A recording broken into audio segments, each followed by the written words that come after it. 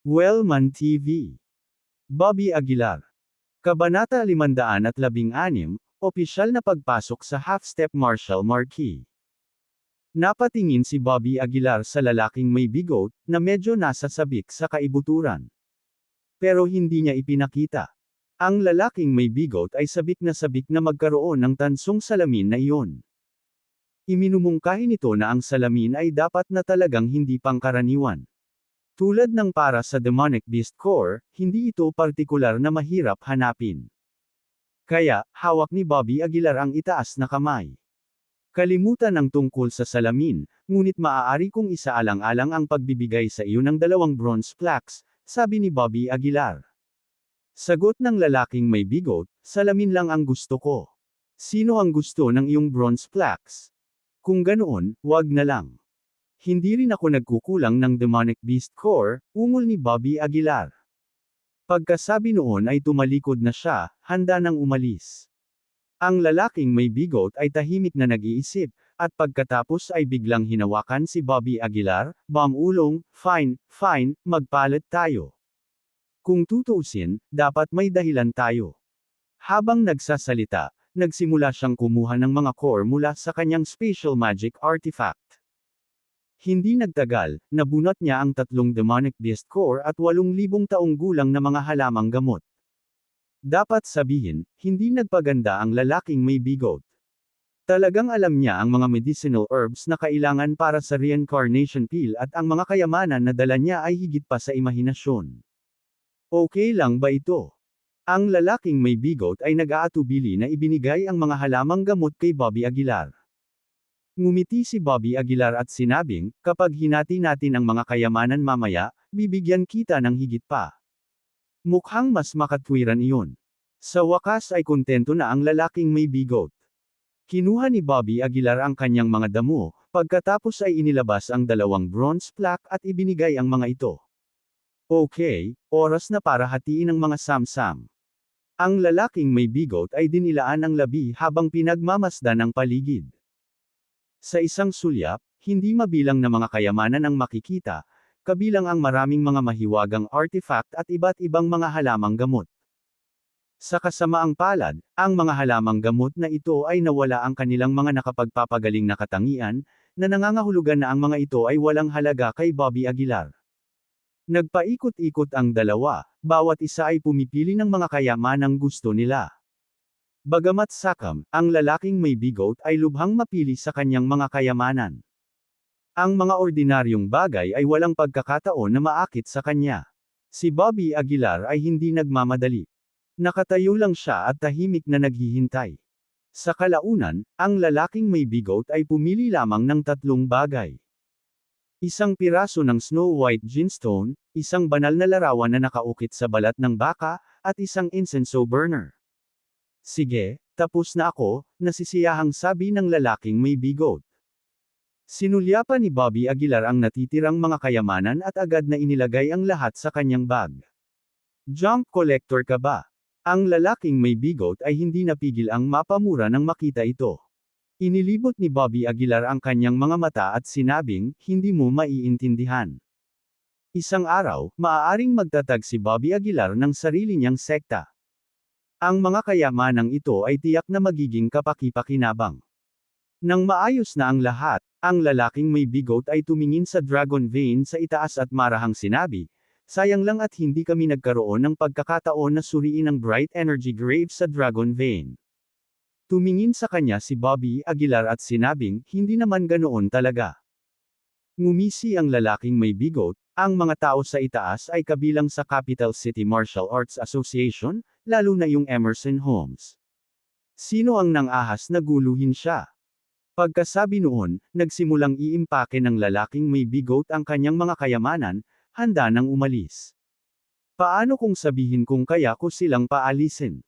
Sa sandaling ito, ang boses ni Bobby Aguilar ay nagmula sa likuran. Huminto ang lalaking may bigot, lumingon, at nakangiting nagtanong, totoo ba ang sinabi ng kaibigan ko? Siyempre, tumanggo si Bobby Aguilar. Ngunit kailangan mong maghintay ng kaunti. Ibinaling ng lalaking may bigot ang kanyang mga mata at sinabing, walang problema. Maaaring samahan ka ng guru dito. Ngunit natatakot ako sa kamatayan, at hindi ko ma-provoke ang Capital City Martial Arts Association. Ayos lang, hindi mo naman kailangan magpakita. Kailangan mo lang panghawakan ang grave robbing part, sabi ni Bobby Aguilar. Mabilis na tumango ang lalaking may bigot at sinabing, no problem. Responsibilidad iyon ng guru. Hindi na pinansin ni Bobby Aguilar ang lalaking may bigot. Tumangala siya sa dragon vein sa itaas at bumulong sa kanyang sarili sa kaibuturan ng kanyang puso. Kung hindi ako nagkakamali, ang dragon vein ay nagsimula ng mag-ipon ng chi. Napaisip si Bobby Aguilar sa sarili. Hindi lamang gusto kong makuha ang mga kayamanan sa loob ng Bright Energy Grave, ngunit gusto ko ring makuha ang lahat ng chi.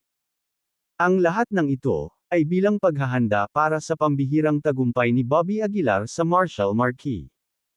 Kasunod nito, ginulo ni Bobby Aguilar ang kanyang isip at kinuha ang Phoenix Tripod na regalo ng Pavilion Master. Pagkatapos, naglagay siya ng iba't ibang materyales sa Phoenix Tripod na ito at sinimulang pinuhin ang reincarnation peel. May bakas ng kaba sa puso ni Bobby Aguilar dahil hindi niya alam kung gagana o hindi ang 5,000 taong gulang na damong nawalan ng mga gamot. Ang pagpino ng Pildores ay isang gawaing nakakaubos ng enerhiya, lahat ng atensyon ni Bobby Aguilar ay nakatuon sa tripod ng tableta. Sa loob ng ilang sandali, halos hindi maramdaman ni Bobby Aguilar ang anumang bagay sa paligid niya. Sa sandaling ito, ang lalaking may bigot ay nakatayo sa di kalayuan, pinapanood ang eksenang ito. Magulong katawan, purple spirit fire, sino ba talaga ang batang ito? Malalim na bumulong ang lalaking may bigot.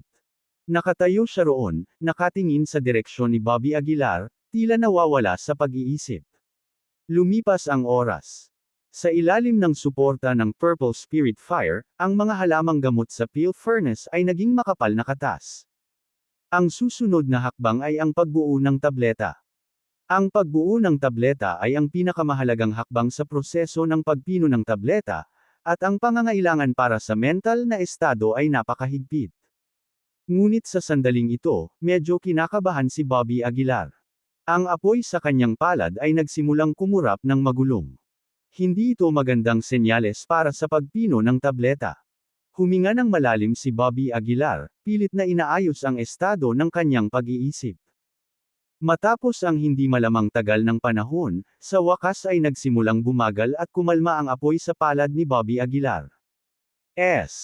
Nagsimulang mag-concentrate ang mga halamang gamot sa furnace ng tableta. Ang siksik na katas ng panggamot ay nabubuo sa sandaling ito. Sa liwanag na nag-iilaw, ang katas sa peel furnace ay nabuo ng isang bilog na hugis. Bang! Nagkaroon ng malakas na ingay sa peel furnace. Kasunod noon, may nahulog na tableta sa kamay ni Bobby Aguilar. Ang tabletang ito ay ang reincarnation peel na pinagsikapan ni Bobby Aguilar. Nanalo ako sa taya. Hawak ang reincarnation peel na ito, hindi napigilan ni Bobby Aguilar na makahinga ng maluwag. Kinalikot ang reincarnation peel, bumulong si Bobby Aguilar, gamit ito, maaari akong pumasok sa kaharian ng isang kalahating hakbang na Martial Marquee. Hindi na siya nag-aksaya ng oras at agad niyang nilunok ang reincarnation peel. Sa isang iglap, isang misteryosong kapangyarihan ang dahan-daang damaloy sa dantian ni Bobby Aguilar. Ang kaharian ng Consummate Inner Strength Grandmaster ay nagsimulang dahan-daang magbago. Ang chi na nakaimbak sa katawan ni Bobby Aguilar, sa sandaling iyon, ay lumagpas sa hadlang ng ganap na lakas ng Inner Master, at ang kanyang kaharian ay mabilis na umangat. Ang ganap na Inner Strength Grandmaster. Parang may napansin ang lalaking may bigot sa di kalayuan. Hinawakan ang kanyang baba, bumulong siya, ang batang ito ay maaaring hindi magagapi o walang lugar na ililibingan. Ang katawan ni Bobby Aguilar ay naglalabas ng maliwanag na liwanag. Ang kanyang katawan ay naging transparent at berde muli, tila isang jade na tao mula sa malayo. Ilang saglit lang ang ilaw bago ito unti-unting nawala. Sa loob lamang ng kalahating oras, ang katawan ni Bobby Aguilar ay sumailalim sa maraming pagbabago. Ang espiritual na kapangyarihan sa loob ng kanyang katawan ay mabilis ding tumataas. Makalipas ang isang oras, Dahil ang lupa sa ilalim ni Bobby Aguilar ang sentro, ang mga alon ng liwanag na parang mga alon ay biglang nagradiated. Ang liwanag ay lumipad sa lahat ng direksyon at ang bundok na bato kung saan ito dumaan ay agad na hiniwa. Kabanata 517, isang napakalakas na talento. Ang sinag ng liwanag na ito ay lubhang matalas, na para bang maaari itong pumutol sa hangin. Nagulat ang lalaking may bigot at mabilis na tumalon para makaiwas dito. Halos kitol nito ang buhay ko. Ang lalaking may bigot ay tinapik ang dibdib at tahimik na bamulong. Sa hindi kalayuan, sa wakas ay nagawa ni Bobby Aguilar na dahan-daang tumayo mula sa lupa. Naikuyom niya ang kanyang mga kamao, tila nararamdaman ang kapangyarihan sa loob ng kanyang katawan. Sa wakas ay naramdaman ko ang isang bakas ng kapangyarihan ni Marshall Marquis, bulong ni Bobby Aguilar. Kahit na ang kalahating hakbang na Marshall Marquis ay hindi isang eksaktong kaharian, malinaw na naramdaman nito ang kapangyarihan ng Marshall Marquis. Sinasabing ang Marshall Marquis ay isang dividing line, at ang pagpasok sa Marshall Marquis ay papasok sa ibang kaharian. Hindi ito maintindihan ni Bobby Aguilar noon, ngunit ngayon ay malinaw na naramdaman niya ang iba't ibang kapangyarihan sa kanyang katawan at sa wakas ay naunawaan na niya. Isang bakas lang ng kapangyarihan ni Marshall Marquis ay nakakaramdam na ako ng malaking gap, bulong ni Bobby Aguilar. Kung pumasok ako sa Marshall Marquis, natatakot ako na talagang papasok ito sa ibang kaharian. Ang Marshall Marquis ay katumbas ng Golden Core Stage sa mundo ng cultivation. Sa panahong iyon, ang katawan ay gagawa ng gininto ang core, na magiging ganap na iba sa paglinang ng 5 laman loob at 6 na bituka. Sa madaling salita, ang tunay na paglilinang ay nagsisimula sa Golden Core Stage. Maaari kong subukan ang kapangyarihan ng Dragon Vein ngayon, naisip ni Bobby Aguilar. Bagaman isang maliit na pagkakaiba, ang agwat sa lakas ay lubos na naiiba. Ang Consummate Inner Strength Grandmaster Realm ay mas mababa sa kalahating hakbang na Marshall Marquis. Paano, nakapasok ka na ba sa kalahating hakbang na Marshall Marquis? Tumakbo ang lalaking may bigot at nagtanong. Tumingin sa kanya si Bobby Aguilar at sinabing, mukhang marami ka ng alam. Ang lalaking may bigot ay ngumiti at nagsabi, ang guro ay naghukay ng maraming libingan ng mga tao, at ang impormasyong nakita ko ay hindi mabilang. Sa pagsasalita tungkol dito, maingat na sinabi ng lalaking may bigot, huwag itago, hinukay ko pa nga ang libingan ng isang magulong katawan. Talaga. Natigilan si Bobby Aguilar at mabilis na nilingon ang lalaking may bigot. Ang lalaking may bigot ay buong pagmamalaki na nagsabi, syempre totoo. If you have the chance, take me to see, seryosong sabi ni Bobby Aguilar. Tungkol naman sa magulong katawan, halos walang alam si Bobby Aguilar tungkol dito. At ang libingan ng isang magulong katawan ay maaaring makatulong kay Bobby Aguilar na sagutin ang ilang mga pagdududa, at kahit nalinawin ang tamang landas. Sige, oras na para umakyat. Tumangala si Bobby Aguilar sa Dragon Vein sa itaas niya. Bamulong ang lalaking may bigot, umakyat ka muna, sabihin mo sa akin kapag tapos ka na. Hindi gaanong nagsalita si Bobby Aguilar.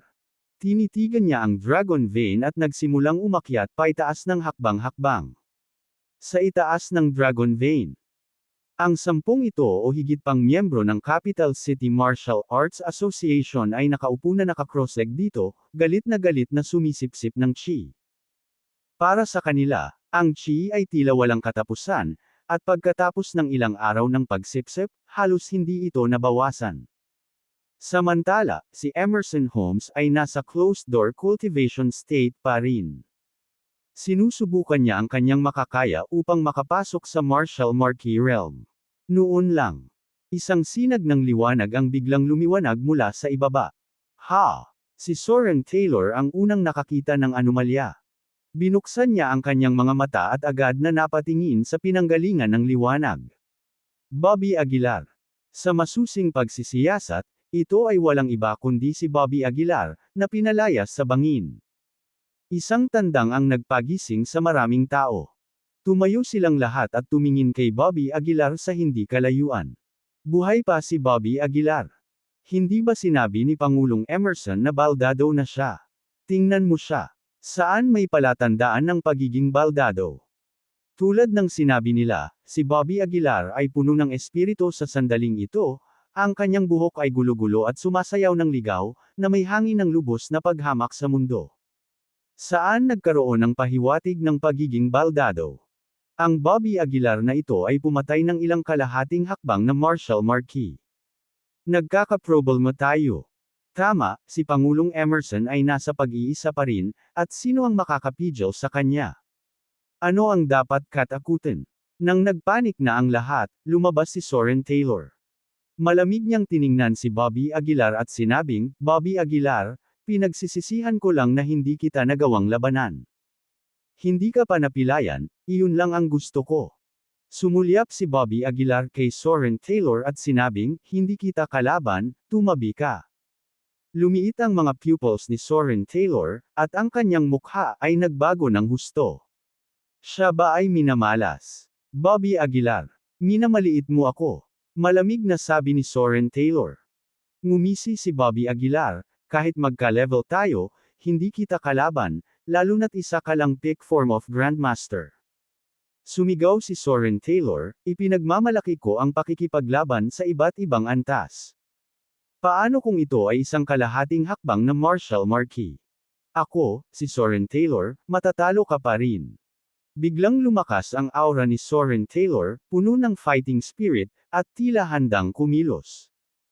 Malamig na tiningnan ni Bobby Aguilar si Soren Taylor at sinabing, "Sige, dahil gusto mong mamatay, tutuperin ko ang iyong hiling." Mayabang. Umungol si Soren Taylor, at agad na namumulaklak ang kanyang katawan sa isang makinang na liwanag. Sa murang edad na 18 taong gulang, natutunan na ni Soren Taylor ang pinakamataas na kasanayan sa paglilinang ng pamilya Taylor. Sa pagtaas ng kanyang kamay, pinakawalan niya ang minanang Divine Rank Tactics ng pamilya Taylor, Mystic Heavenly Sage Hand. Isang higanteng kamay ang pumuno sa kalangitan, na nagdala ng napakalaking kapangyarihan at dumurog ito kay Bobby Aguilar. Sa isang iglap, nagsimulang pumutok ang lupa sa ilalim ng mga paa ni Bobby Aguilar. At ang mga tao sa paligid ay mas naapektuhan ng pressure, paulit-ulit na umaatres. Si Bobby Aguilar, na nasa gitna ng bagyo, ay nanatiling walang ekspresyon, ang kanyang mga mag-aaral ay napuno ng kawalang interes. Mamatay. Sa isang dagandong, ang higanteng kamay ay marahas na hamampas kay Bobby Aguilar. Bang! Gayunpaman, nakatayo lang doon si Bobby Aguilar, hindi gumagalaw ng damapo sa kanya ang higanteng kamay. Hindi masama ang iyong cultivation skill, pero depende rin kung sino ang gagamit nito, malamig na sabi ni Bobby Aguilar. Grabe ang pagbabago ng mukha ni Soren Taylor. Paanong ang Mystic Heavenly Sage Hand, isang tunay na makalangit na kasanayan sa paglilinang ng kapigatian, ay hindi makasakit kay Bobby Aguilar? Paano naging posible yun? Sa hindi kalayuan, isang sinag ng liwanag ang nagmula sa palad ni Bobby Aguilar. Ang isang katulad na malaking kamay ay nagsimulang dahan-daang kumuha ng hugis. Nako! Mystic Heavenly Sage Hand. Nang makita ang eksenang ito, nagsimulang tumibok ang puso ni Soren Taylor. Paano rin malalaman ni Bobby Aguilar ang Mystic Heavenly Sage Hand? Sinasabi na minsang natutunan ni Bobby Aguilar ang signature move ni Dudley Lynch sa napakaikling panahon. Ngayon, tila ang kanyang reputasyon ay karapat-dapat. Mabilis niyang natutunan ang Divine Rank Tactics. Oo, kahit na may mga pagkukulang, na naiintindihan ko ang diskarteng ito sa maikling panahon, natatakot ako na walang pangalawang tao sa mundo. Sa pakikinig sa mga komentong ito, gustong mamatay ni Soren Taylor. Inabot siya ng 3 buong buwan upang maunawaan ang Mystic Heavenly Sage Hand at halos hindi nakapasok sa pinto. Ngunit napasulyap lang si Bobby Aguilar at nagawang gayahin ito. Isang hindi kapani-paniwalang talento.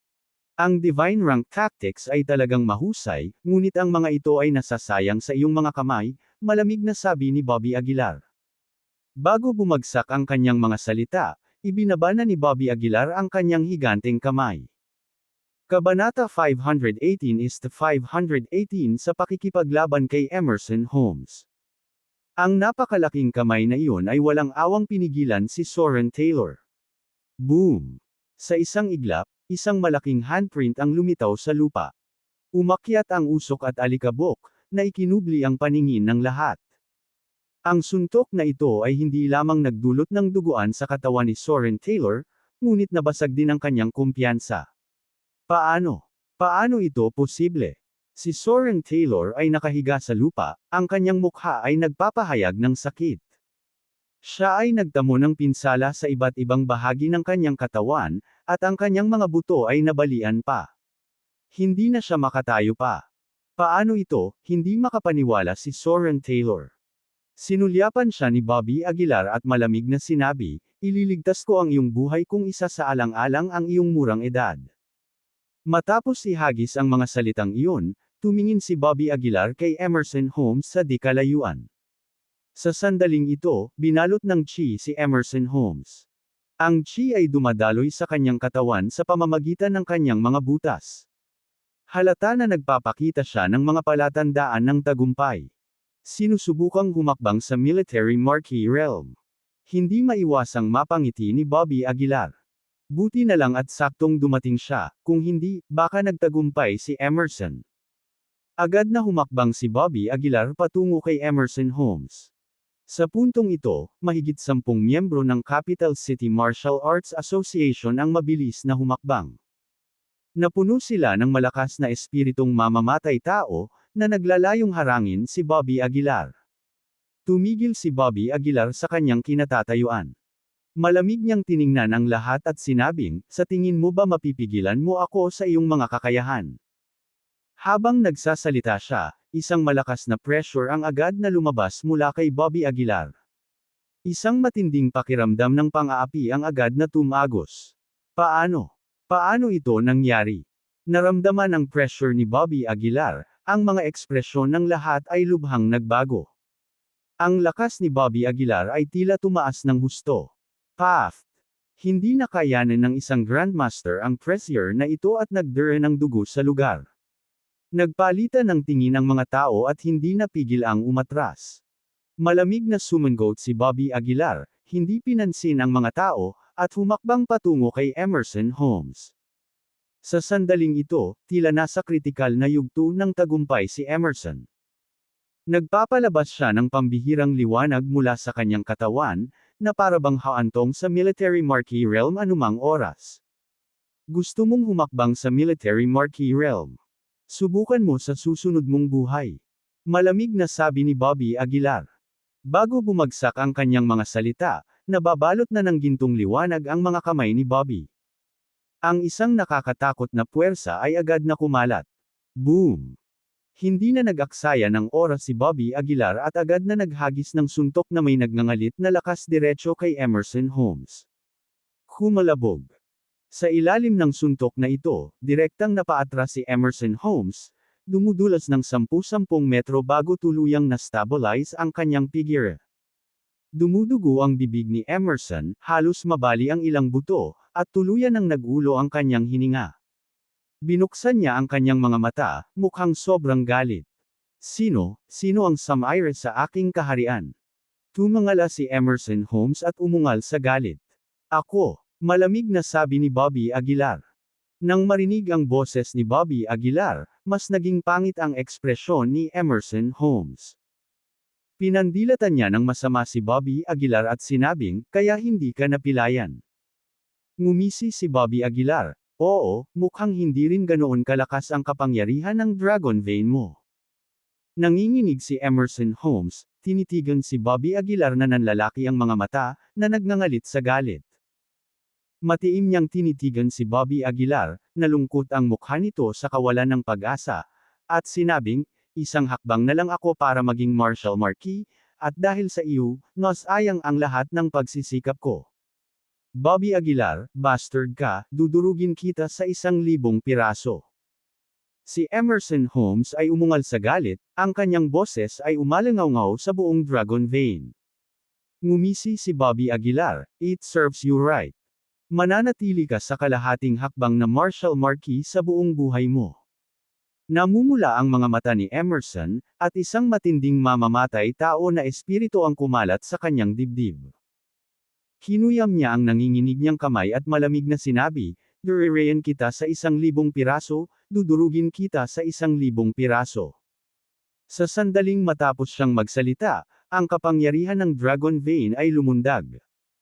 Isang malakas na puwersa ang biglang lumitaw sa dibdib ni Bobby Aguilar.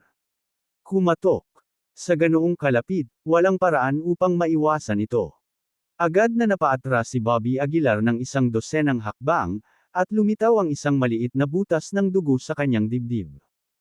Ang kapangyarihan ng Dragon Vein ay talagang kakilakilabot. Pinunasan ni Bobby Aguilar ang sariwang dugong umaagos mula sa kanyang dibdib at hindi napigil ang ipikit ang kanyang mga mata. "Pumunta ka sa impyerno." Mabilis na dumulas ang mga palad ni Emerson Holmes, at hindi mabilang na puwersa ang bumalot kay Bobby Aguilar. Ang mga puwersang ito ay sumabog na parang bomba sa paligid ni Bobby Aguilar. Sa isang iglap, nabalot ng makapal na usok ang katawan ni Bobby Aguilar. Si Emerson Holmes ay hindi huminto, siya ay tila baliw, at ang kanyang mga kamay ay patuloy na dumausda sa hangin. Ito ang lakas ng lupain, na bumubuhos sa isang pambobomba. Naging abo ang lupang kinatatayuan ni Bobby Aguilar. Ilang sandali pa bago napabuntong hininga si Emerson Holmes at huminto. Mataman siyang tumitig sa direksyon ni Bobby Aguilar, nagngangalit ang kanyang mga ngipin, "Hinarangan mo talaga ang aking tagumpay. Ikaw bastard." Unti-unting tumira ang usok at alikabok.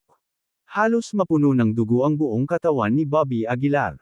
Ngunit ang kanyang hininga ay hindi lamang nababawasan kundi mas malakas kaysa dati. Maliban sa kapangyarihan ng Dragon Vein, ano pa ang maaasahan mo? Tila hindi naapektuhan ng sakit si Bobby Aguilar, at malamig na tumitig kay Emerson Holmes ang kanyang malinaw na mga mata. Medyo naging pangit ang mukha ni Emerson. Bagamat kakilakilabot ang hitsura ni Bobby Aguilar, hindi siya nasaktan sa kanyang kaibuturan. Sa madaling salita, tila ang kapangyarihan ng Dragon Vein ay makakabasag lamang ng balat ni Bobby Aguilar.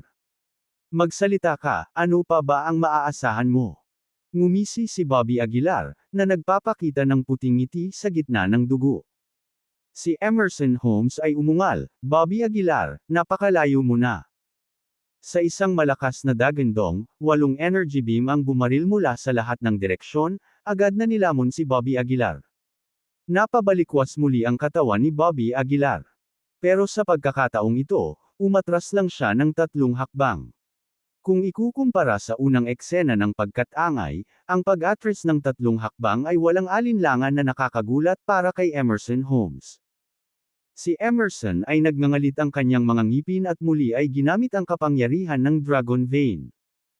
Sa pagkakataong ito ay mas malakas ang kapangyarihan, na tumama sa katawan ni Bobby Aguilar ng galit na galit. Gayunpaman, sa pagkakataong ito si Bobby Aguilar ay umatras lamang ng 1 hakbang. Paano ito posible? Sobrang pangit ng mukha ni Emerson. Hindi na siya naglakas loob na mag-isip pa at nagmamadaling muling ginamit ang kapangyarihan ng Dragon Vein.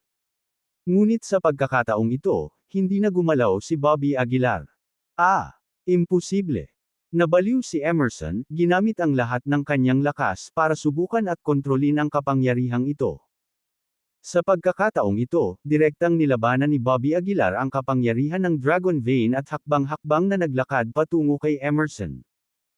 Ang kalabog na tunog ng impact ay patuloy na dumating, at hindi mabilang na mga sinag ng enerhiya ang nag-iwan ng sunod-sunod na puting marka sa katawan ni Bobby Aguilar.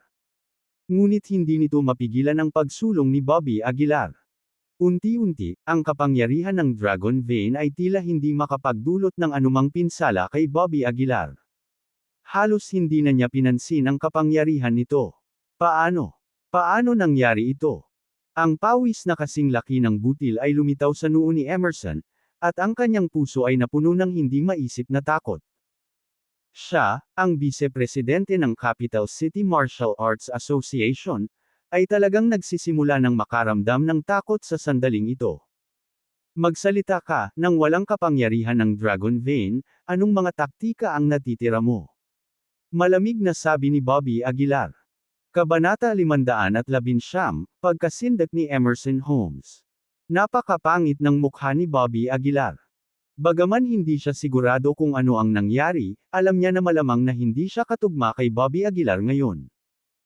Ang Capital City Martial Arts Association ay may napakaraming mapagkukunan, ngunit wala ka pa ring silbi, umiling si Bobby Aguilar at sinabi. Malamig na tinitigan ni Emerson Holmes si Bobby Aguilar at sinabing, Bobby Aguilar, sinira mo ang pagkakataon ko. Ano pa bang gusto mo? Ano pa? Tumaas ang isang kilay ni Bobby Aguilar at saka ngumisi, syempre, para patayin ka. May bakas ng kawalang awa sa mga mata ni Emerson Holmes.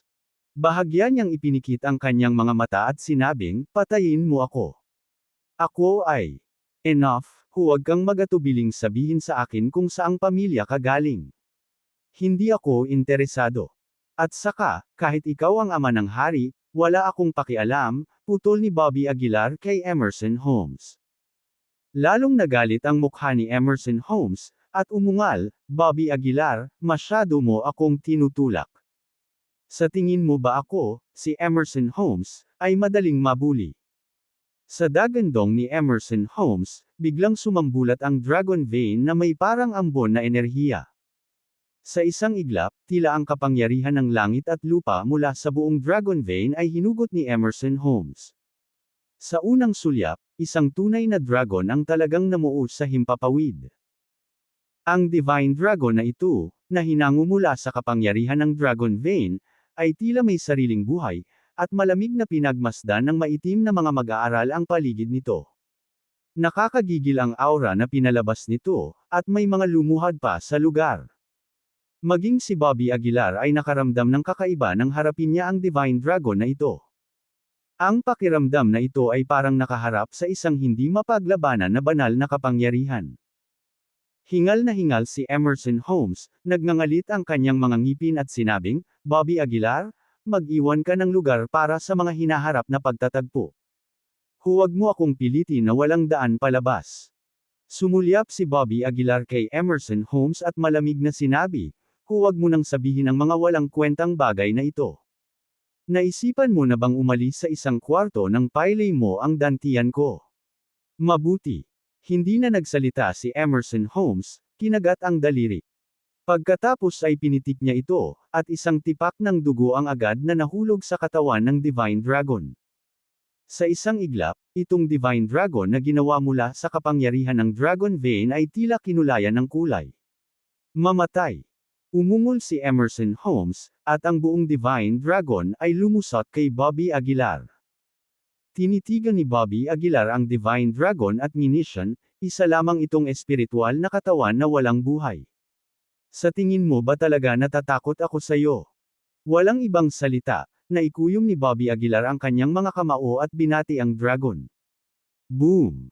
Isang napakalaking banggaan ang naganap, at hindi sinasadyang nagbago ang mukha ni Bobby Aguilar sa oras ng impact. Ang kapangyarihan ng Divine Dragon na ito ay lumampas sa inaasahan ni Bobby Aguilar, at ito ay agad na nagpabagsak sa kanya sa lupa. No wonder it's the power of the Dragon Vein, it's really extraordinary, nakasimangot si Bobby Aguilar. Kinuyam niya ang Absolute Beginning Sacred Feast at naniningil sa pangalawang pagkakataon. Gayunpaman, ang resulta sa pagkakataong ito ay pareho pa rin. Sa sandali ng impact, ang gintong liwanag sa katawan ni Bobby Aguilar ay nabasag. Sa hindi kalayuan, malamig na pinagmamasdan ni Emerson Holmes ang eksena, tila mas seryoso ang kanyang mukha. Habang si Bobby Aguilar ay hinawakan ang kanyang baba at munition, a Divine Dragon, ha? Sige, ngayon, magiging Dragon Slayer ako. Nang bumagsak ang kanyang mga salita, nagdikit ang mga kamay ni Bobby Aguilar, at bumulong siya na parang gumagamit siya ng ilang pamamaraan. Sa isang iglap, ang kanyang katawan ay nagsimulang mamaga, at siya ay agad na lumaki ng higit sa 3 metro ang taas. Hindi lamang iyon, ngunit ang kanyang katawan ay natatakpan din ng ginintoang liwanag, na nagpasilaw sa kanya. Ang diskarteng ito ay ang cosmic form na ginamit niya noong siya ay nakipaglaban kay Dudley Lynch. Matapos ang paghakbang sa kaharian ng kalahating hakbang na Martial Marquis, ang katawan ni Bobby Aguilar ay lalong lumaki at ang kanyang ningning ay lalong lumiwanag. Napatingin ang lahat sa gintong higanteng ito, puno ng pagkabigla ang kanilang mga mata. Cosmic form. Lumiit ang mga mag-aaral ni Emerson Holmes. Paano malalaman ng batang ito ang anyo ng kosmiko? Hindi napigilan ni Emerson Holmes na umatras ng 2 hakbang. Hindi mabilang na mga pag-iisip ang pumasok sa kanyang isipan, at ang takot sa kanyang mga mata ay naging mas maliwanag. Mali lahat. Parang may iniisip si Emerson Holmes. Bumulong siya. Sa ngayon, inakala ng Capital City Martial Arts Association na si Bobby Aguilar ay isang ordinaryong tao, ngunit hindi nila inaasahan na maaaring kamag-anak siya ng taong iyon. Sa pag-iisip na ito, mas lalong nataranta ang mukha ni Emerson Holmes. Hindi, dapat kong iulat ang bagay na ito sa Martial Arts Association sa lalong madaling panahon. Malamig na sabi ni Emerson Holmes. Sa kalangitan, ang Divine Dragon ay muling lumusab kay Bobby Aguilar. Sa pagkakataong ito, hindi umiwas si Bobby Aguilar. Gamit ang 2 kamay, hinawakan niya ng diretsyo ang leeg ng Divine Dragon.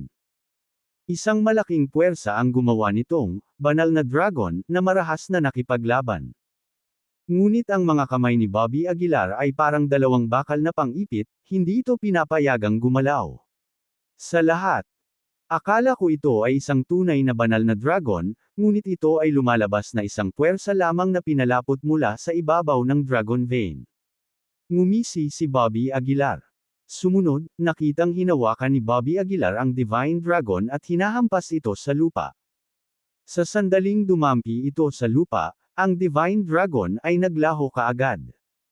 Patak ng parang ambon na enerhiya ay bumalik sa Dragon Vein.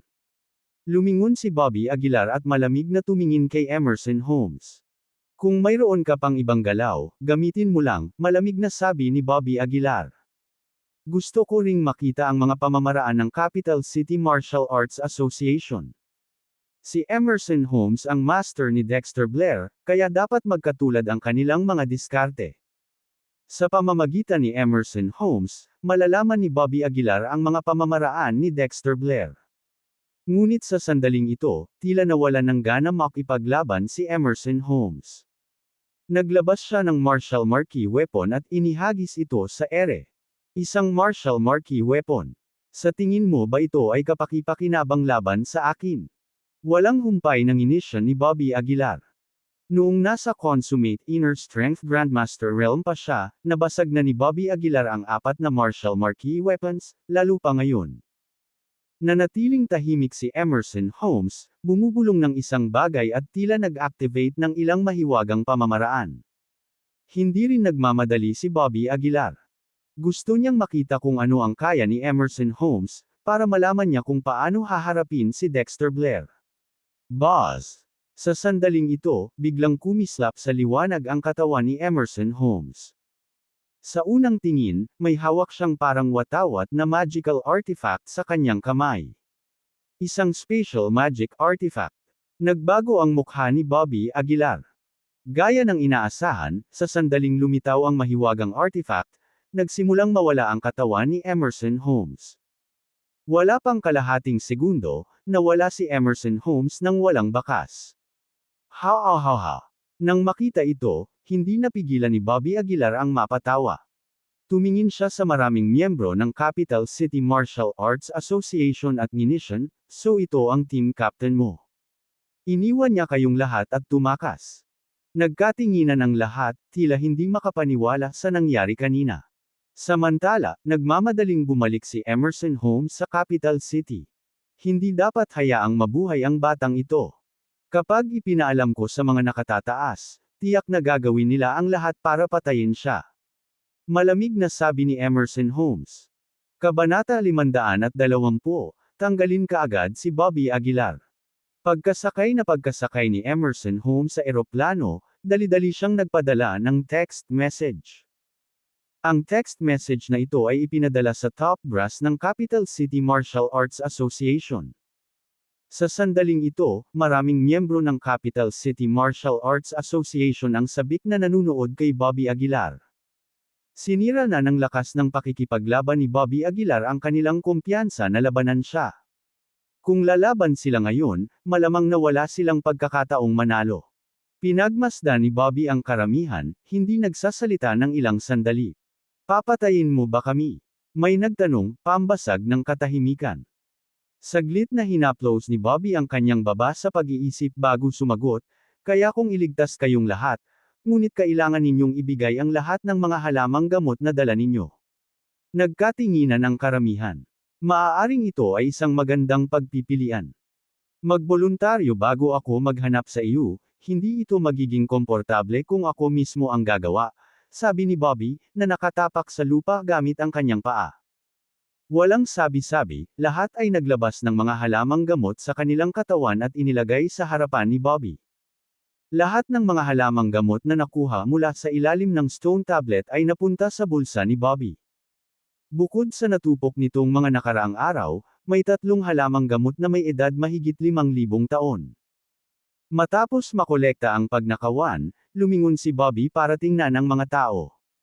Aalis kapag may problema at tumatakas mag-isa. Ito ba ang iyong tinatawag na Capital City Martial Arts Association? Puno ng didisguise na pangungutya ang tono ni Bobby. Kung gayon, mas mabuting sumunod na lang sa akin. At least hindi kita pababayaan para iligtas ang sarili ko, medyo pabiro at kalahating seryosong sabi ni Bobby. Bobby, masyado kang walang muwang, sabi ng isang binata, seryoso ang boses. Ang pangalan ng binatang ito ay Brian Bradley. Siya ay isang inapo ng pamilya Bradley sa Capital City at isang kalahating hakbang na Marshal Marquis. Aminin namin na ang iyong lakas ay kahanga-hanga, ngunit sa tingin mo ba ay pumunta kami sa Capital City Martial Arts Association para lamang pagbutihin ang aming mga kakayahan? Nagpatuloy si Brian Bradley. Tumingin sa kanya si Bobby at sinenyasan siyang magpatuloy sa pagsasalita. Nang tumayo si Brian, ipinaliwanag niya, ang mga mapagkukunan ng Capital City Martial Arts Association ay hindi limitado sa kapangyarihan ng martial arts. Sa madaling salita, parang business consortium ang pagkakaroon ng Capital City Martial Arts Association. Pinag-iisa nito ang ating lupon at tinitiyak na ang ating mga relasyon ay hindi tatagas. Sa puntong ito, sinulyapan ni Brian si Bobby at idinagdag, kasabay nito, tinitiyak nito na ang mga taong tulad mo ay hindi biglang uusad sa kapangyarihan at pagbabante sa aming mga posisyon. Napatulala si Bobby saglit. Hindi niya inaasahan na sasabihin sa kanya ni Brian ang lahat ng ito. Higit sa lahat, may sense ang sinabi niya. Alam ko ang iniisip mo. Gusto mo kaming palitan o alisin, patuloy ni Brian Bradley. Kahit alin, hindi mo talaga ito makakamit gamit ang iyong mga kasalukuyang kakayahan. Matapos ibagsak ang pangungusap na ito, tumigil si Brian sa pagsasalita. Sinulyapan niya ang mga tao bago diretsyong umalis. Habang pinagmamasdan ng umaatras na figure ni Brian, hindi napigilan ni Bobby ang paghaplos sa kanyang baba. Itong pamilyang Bradley, ay medyo kawili-wili, pag-iisip ni Bobby sa sarili. Ang iba ay hindi nagtagal. Tumayo silang lahat at umalis. Dapat sabihin na pagkatapos ng maraming taon ng pag-unlad sa Capital City, ang mga relasyon sa pagitan ng iba't ibang mga pamilya ay naging hindi nasira. Bagamat may mga pagtatalo at lihim na labanan sa pagitan nila, ang lahat ng kanilang mga pakikibaka ay nanatili sa loob ng bilog na ito. Sa modernong lipunan ngayon, ang kapangyarihan ng kapital ay naging napakalakas. Sige, wala na sila. Makakalabas ka na, tawag ni Bobby sa lalaking nagtatago sa ilalim ng bangin. Maingat na ipinakita ng lalaking may bigot ang kanyang mga mata. Matapos masiguradong walang tao sa paligid, sinampal niya ang alikabok sa kanyang katawan. Talagang umalis sila. Sheesh, my friend. I really admire you for challenging the Capital City Martial Arts Association like that, bulalas ng lalaking may bigot. Sinulyapan siya ni Bobby at sinabing, tama na ang usapan, magsimula na tayo. Kasunod nito, ang lalaking may bigot ay naglabas ng kanyang mga gamit at nagsimulang magtrabaho sa Dragon Vein. Samahan ng martial arts sa Capital City. Si Emerson Holmes ay nakaupo sa silid ng pagpupulong na may takot at mapupulang mukha. Ang kanyang ekspresyon ay hindi maganda, ang gulat ay nagpakita pa rin. Emerson, pinamunuan mo ang koponan sa Dragon Vein, ngunit bumalik ka ng mag-isa ng ganito. Paano ang iba? Malamig na tanong ng isang tao. Ang mga taong iyon ay pawang mga inapo ng malalaking pamilya. Sila rin ang mga piling puwersa ng ating Capital City Martial Arts Association. Pero pinabayaan mo lang sila at bumalik na mag-isa. Nasaan ang responsibilidad mo? Kung takot ka sa kamatayan, hindi ka dapat maging vice-presidente. Nagbago ang mukha ni Emerson, at mabilis niyang ipinaliwanag, hindi ako natatakot sa kamatayan. Bumalik ako dahil may apurahang bagay na kailangang iulat sa inyong lahat. Apurahang bagay. Sabihin ko sa iyo, kung mamatay man ang isa sa kanila, hindi mo kakayanin ang kahihinatnan nito, malamig na sagot ng isang tao. Sobrang pangit ng mukha ni Emerson. Nangangagat ang kanyang mga ngipin, tumayo siya at sinabing, ang sasabihin ko ay talagang mas mahalaga kaysa sa kanilang buhay. Kalokohan. May sumigaw, ang boses nila ay naglalaman ng malakas na inner strength na direktang pinuntirya si Emerson. Bagamat si Emerson ay isang kalahating hakbang na martial marquis, pilit siyang pinalipad, umuubo ng dugo mula sa isang dagandong. Hindi nito maiwasang magtanong sa mga tao sa lakas ng mga awtoridad na nakatago sa mga anino. Hayaan mo siyang magsalita. Kung hindi siya makapagbigay ng makatwirang paliwanag ngayon, hindi na niya kailangang manatili sa Capital City Martial Arts Association, ang boses ng isang babae ang sumingit. Mabilis na yumuko si Emerson bago sinabing, napagmasdan na namin si Bobby Aguilar dati, pero hindi namin siya pinansin. Ang aming pangunawa sa kanya ay limitado sa kanyang mga hindi pagkakaunawaan sa mga pamilya Blair at Taylor. Sa aming mga mata, siya ay parang isang ordinaryong tao na may mahusay na talento sa martial arts, ngunit walang background o master. Pero ngayon, gumamit siya ng teknik. Napatigil si Emerson dito. Mula sa kadiliman, may nagtanong, anong pamamaraan? Cosmic form, binigkas ni Emerson ang mga salitang iyon. Sa pagbanggit sa cosmic form, tumahimik ang buong meeting room. Sa wakas, may nagsalita, sigurado ka bang ito ang cosmic form? Sagot ni Emerson, 100% sure ako. Bagamat hindi mature ang kanyang cosmic form, ito ay tiyak na cosmic form. Cosmic form. Tila may kasaysayan. Walang maraming tao sa mundo na maaaring gumamit ng cosmic form. Hindi marami. Ayon sa aming impormasyon, isang tao lang ang nakagamit ng cosmic form, at halos naging sanhi sila ng pagbagsak ng ating Capital City Martial Arts Association. Mabilis na idinagdag ni Emerson, sinala ko ay may kaugnayan si Bobby Aguilar sa taong iyon. Kung hahayaan natin siyang magpatuloy sa paglaki, ang mga kahihinatnan ay hindi maiisip. Sa puntong ito, tumayo si Emerson at nagpahayag, iminumungkahi ko na agad nating i-deploy ang ating pinakamalakas na puwersa upang maalis si Bobby Aguilar.